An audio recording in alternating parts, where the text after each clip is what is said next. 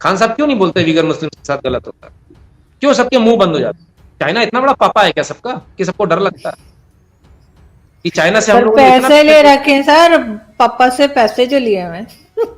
पैसा इतना ले रखा है कि कुछ बोल नहीं सकते, उसने पैसे से दबा रखा है। ये जो कट्टरवाद वाले जो वोट बैंक के लिए कुछ भी उल्टा सीधा बयान करते हैं, यहाँ पर भी उन्होंने किया।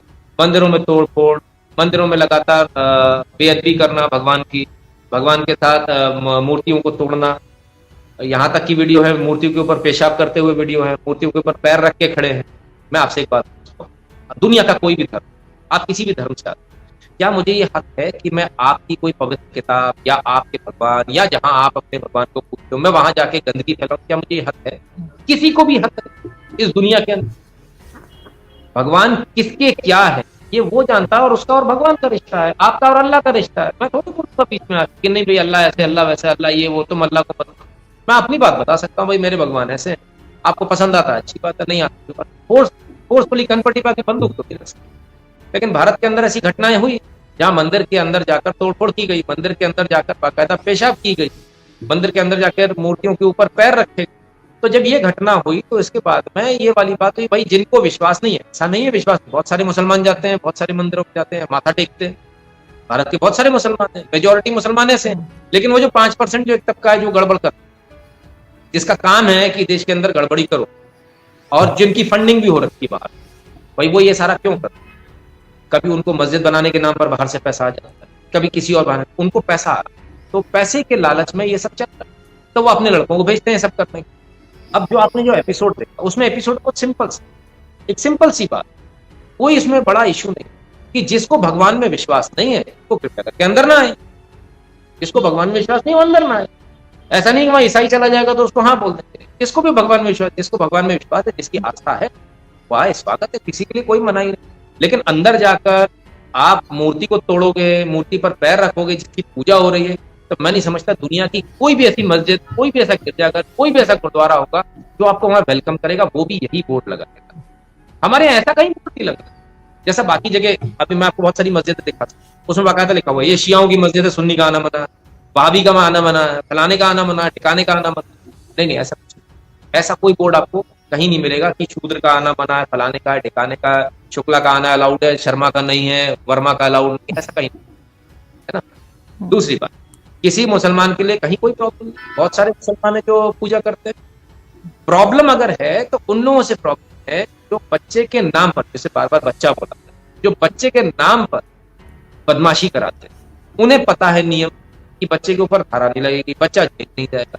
तो जिनको पता है बच्चा जेल नहीं जाएगा, धारा नहीं लगेगी, तो वो उसका फायदा उठा रहे, तो फिर भाई सामने वाला भी अपने आप को सेफगार्ड कहीं तो करेगा ना। अपने मंदिर को अगर उसे पता नहीं थी। मैं आपसे एक बात पूछता हूँ, मान लीजिए आपकी कोई मस्जिद, जहां आप लोग जाते हैं, आप अपनी इबादत करते हैं, और वो एक ऐसे इलाके में है जहाँ नॉन बिलीवर्स, जो वो कहते हैं काफिर है, उनके साथ। अब ऐसे में वो नॉन बिलीवर्स आपके आके गड़बड़ करे, कुछ गंदगी फेंक जाए, कुछ कर जाए, तो आप क्या करोगे? आप बोर्ड लगाओगे ना बाहर कि भाई जो नॉन बिलीवर्स है उनका आना अंदर अलाउड नहीं, कृपया करके वही लोग अंदर आए जो बिलीव करते हैं। पहली बात। दूसरी बात, मक्का मदीना में क्या मैं जा सकता हूँ? नहीं जा सकता, सही मना। नहीं। हम्म। तो वहां से बोर्ड हटवा दीजिए। वो क्यों नहीं हटाते? जबकि वहां तो ऐसा कुछ हुआ भी नहीं, तभी भी वहां बोर्ड लगा हुआ, बड़े बड़े बोर्ड लगे।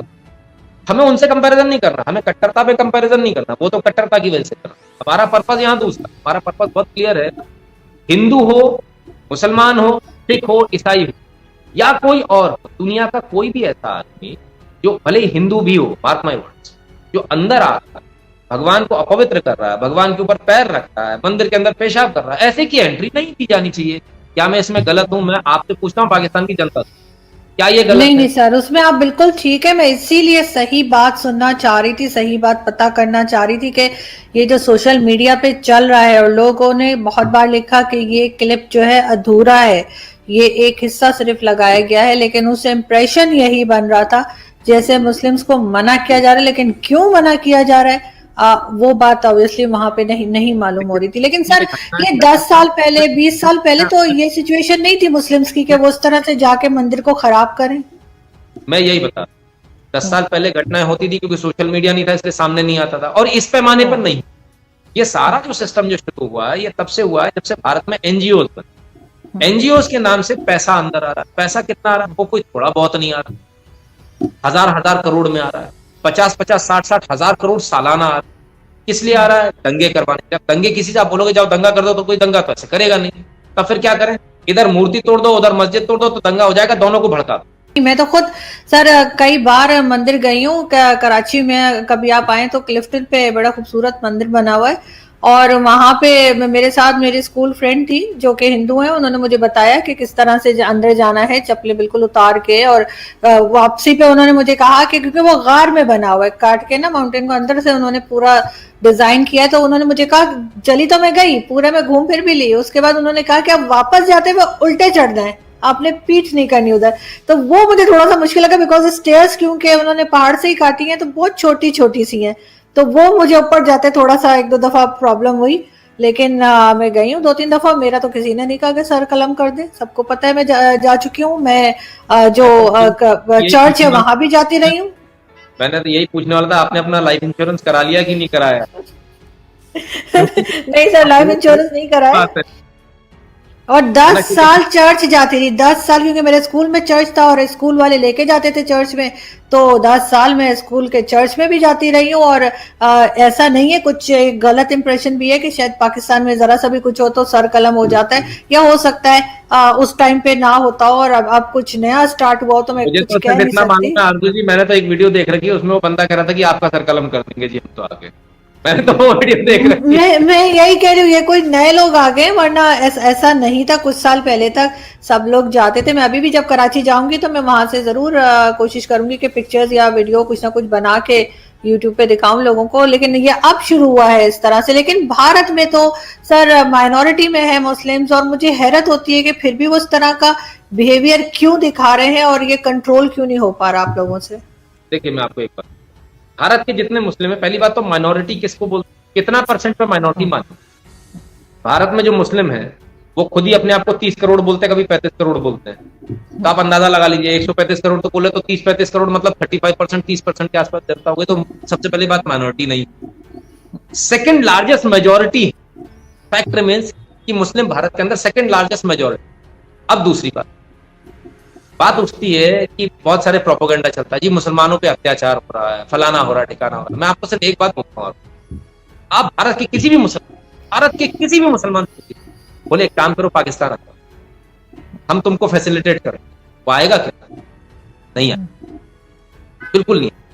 यहां पर जो कम्युनिस्ट ने इनके दिमाग में भर दिया कुछ लोग, क्या कि तुम बदतमीजी भी करो फिर अपन विक्टिम कार्ड खेलेंगे, तुम बदतमीजी करो, तुम ये सब करो, फिर अपन विक्टिम कार्ड खेलेंगे।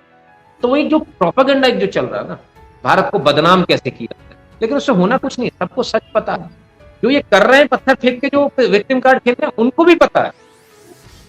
और अगर उनको इतनी प्रॉब्लम है तो हम तो ओपनली बोलते हैं, भाई कोई चेन से नहीं बांधा हुआ किसी ने, रहना भी भारत में, गाली भी भारत को देनी है, टैक्स भी नहीं भरना भारत को, ऐसे कैसे काम चलेगा? और दादागिरी भी दिखानी है, तो ये तो थोड़ा मुश्किल हो जाता है ना। उनका पर्पस देखिए क्या है, उनको मिल रहा है पैसा।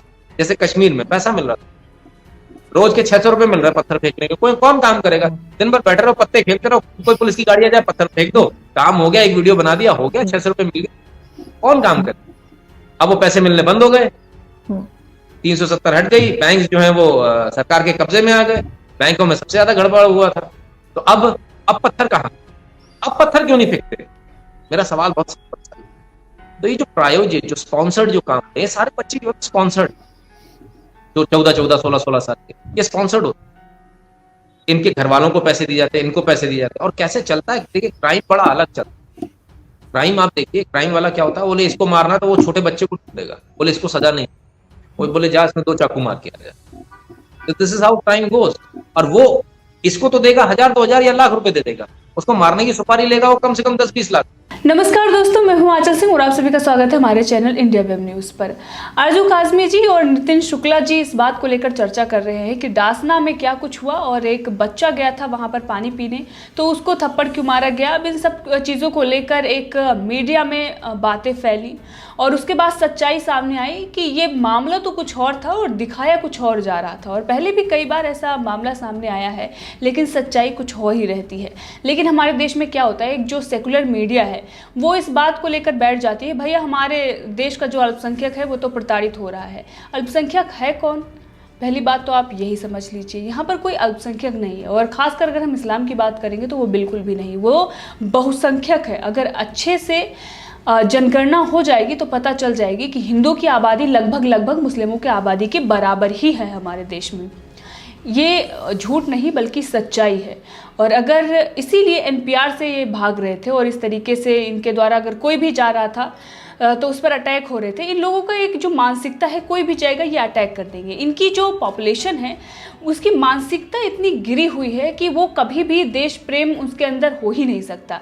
इनकी जो बातें हैं आप सुने, हमारे तो वहाँ पर रहते हैं, हमारे उस देश में रहते हैं, इनकी जो आबादी है 100 कुछ देशों में फैली हुई है, तो ये उन लोगों की बातें करते हैं। कभी भी ये भारत की बातें नहीं करेंगे कि ये जो जन्मभूमि हमारी है इससे हम प्यार करते हैं। मन मिटने की बातें बहुत ही कम हम देखते हैं, चंद लोगों के मुँह से ही हम सुनते हैं। बल्कि इनकी जो बातें होती हैं वो कौम की बातें होती हैं कि हमारे जो कौम है, हमारा धर्म है वो सबसे पहले आता है, इनका मजहब सबसे पहले आता है। और इसीलिए जब इन पर कोई कार्रवाई की जाती है तो ये सारे जो देश हैं ये आकर उनके साथ खड़े हो जाते हैं। आरजू काज़मी जी पूछती भी हैं कि वहाँ पर तो अल्पसंख्यक हैं या मुस्लिम, उसके बाद भी आपसे ये काबू में नहीं हो रहा है। जब ये सच्चाई पता चली कि भाई वो बच्चा तो रेप ही करने गया था, इससे पहले कितने लोगों का वहाँ मर्डर हो चुका है, जो बच्चियाँ हैं उनके साथ किस प्रकार से बदसलूकी की जाती थी इनके द्वारा, बाकी बाहर जो पानी पीने के लिए नल लगा हुआ था वहाँ पर पंचायत थी तो वहाँ पर जाकर वो पानी पी सकते थे, लेकिन वो मंदिर में ही जाकर पानी क्यों पी रहे थे। जब ये सारी चीज़ें पता चली तो आरजू काज़मी जी ने ये पूछा कि भाई जब ये अल्पसंख्यक हैं उसके बाद भी आप काबू क्यों नहीं पा रहे हैं। तो यहाँ पर हमारे पास सटीक जवाब है कि इनके ऊपर अगर कार्रवाई होती है तो ये सारे जो ये दुनिया भर में देश हैं ना, इनके आका जहाँ से फंडिंग हो रही है वो खड़े हो जाते हैं कि भाई भारत में तो बोलने की आज़ादी नहीं है, वहाँ पर लोगों पर बर्बरता हो रही है, और इनकी हरकतें नहीं देखते कि बात बात पर देश को जला देते हैं, क्योंकि इनके लिए कोई मायने नहीं रखता किसी की जान। आप देखें बहुत सारी वीडियो भी सोशल मीडिया पर वायरल हो रही है कि अगर आप एक शब्द हमारे मोहम्मद के बारे में या इस्लाम के बारे में बोलेंगे तो हम बम से उड़ा देंगे, तन से सर काट देंगे। ऐसी तो इनकी मानसिकता है। मदरसों में क्या पढ़ाया जाता है हम तो जो देख रहे हैं यही पता चलता है कि आतंकवादियों को बनाया जाता है, और इसीलिए इन पर काबू नहीं पाया जाता। और हिंदुओं की अगर बात होती है तो कोई कुछ बोलता ही नहीं, भाई वो तो उनका कोई है ही नहीं कहीं, वो भारत में ही सिमटे हुए हैं, और उन पे भारत में भी जो हिंदू हैं वो सेकुलर बन के बैठ गए हैं। उन लोगों को ये समझना चाहिए कि इनके तो आका बैठे हुए हैं, आपके आका कहाँ हैं। जब आप पर कोई मुसीबत आती है, कोई आता है आपके साथ, नहीं आता है, और इसीलिए ये बढ़ गए हैं। कुछ राजनीतिक पार्टियां हैं वो कई सालों से अपने फायदे के लिए इनको बढ़ा चढ़ा कर इन्होंने रखा है, पाल पोस्ट के रखा है कि आप थोड़ी सी बात पर आप देश जला दो और उसके बाद हम आ जाएंगे आप पर लीपा पोती करने कि भाई हमने तो ह्यूमन चेन बनाई थी और मंदिरों को बचा रहे थे, और दूसरा जो है वो मंदिर और उसके साथ जो हजारों हिंदू हैं उनको जलाकर मार देगा। तो ये हमारे देश में बहुत सालों से होता आया है, और आज अगर ऐसा होता रहेगा तो हिंदू की जो आबादी है वो दिन प्रतिदिन कम होती चली जाएगी। और इसीलिए हिंदुओं को सचेत होने की जरूरत है, और जो आपने सेक्युलरिज्म का चश्मा पहन रखा है वो चश्मा आप हटाइए और दुनिया को सही नजरिए से देखना सीखिए। सेलेक्टिव चीजों पर ही आप कब तक बोलते रहेंगे। हर मुद्दा आता है, जो हर चीज़ें जो सामने आती हैं उस पर बोलिए, सच्चाई क्या है ये लोगों को बताइए। और इसीलिए आरजू काज़मी जी, हमारे देश में जो ये अल्पसंख्यक, सो कॉल्ड अल्पसंख्यक, ये बहुसंख्यक हैं, इन पर काबू नहीं पाया जा सकता है।